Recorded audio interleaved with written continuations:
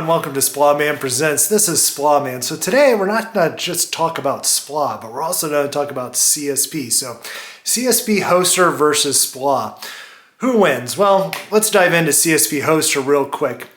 You know, there are some pros and there are also some cons with CSP Hoster. I think for one, it's a differentiator because you have to be authorized in order to be a CSP Hoster in the first place, similar to the QMTH program. So there's a smaller group within the industry that's eligible for this program. So now you can bundle in all your solutions, like not just SPLA, but CSP as well, resell it to the customer, and it's all under one roof. And you kind of protect your investment with that customer because they're buying everything from you specifically.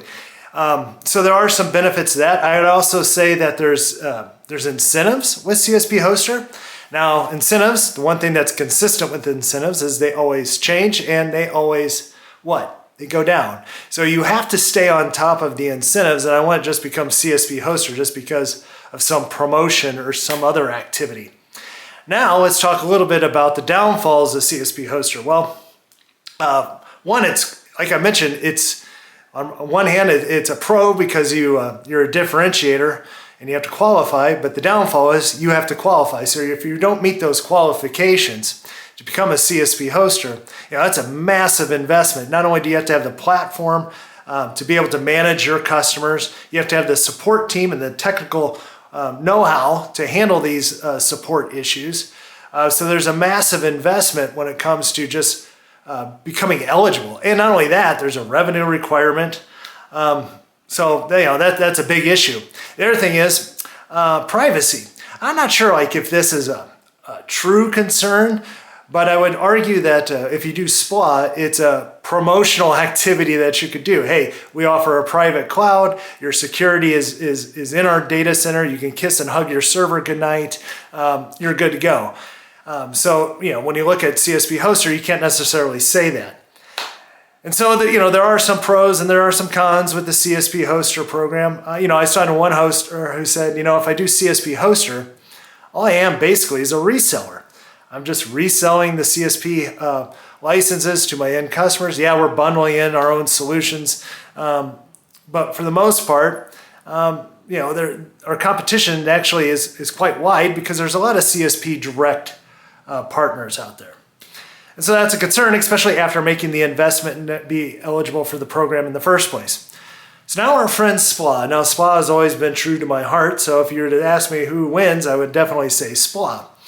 Like I mentioned, some hosters look at SPLA as like, hey, that's a differentiator in and of itself. Like I mentioned, the whole private cloud thing. I was talking to a hoster the other day. He says, I don't want to do Azure. I don't want to do AWS. Our biggest differentiators, we're not AWS and we're not Microsoft, we're ourselves. And so therefore your data is secure. You're out of one data center, regionally located.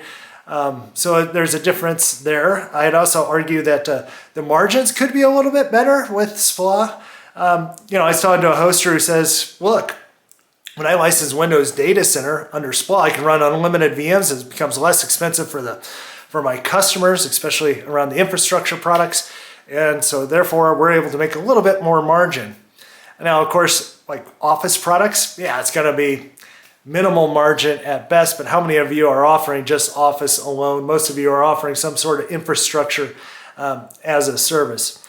What else with SPLA? You're just able to control the customer. I would also argue, again, you're not a reseller.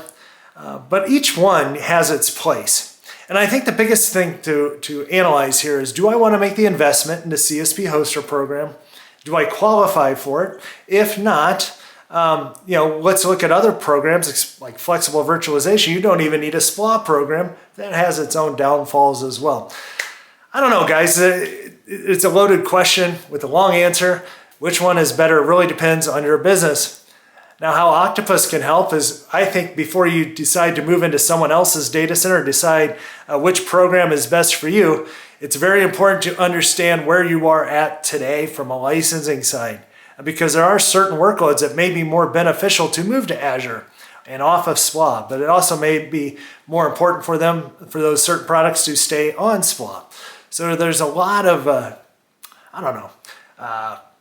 things to consider when it comes to these different programs. And a lot of people just say, well, I'm just going to do one or the other. I say, hey, why not do both? Anyways, we'll talk to you soon, guys.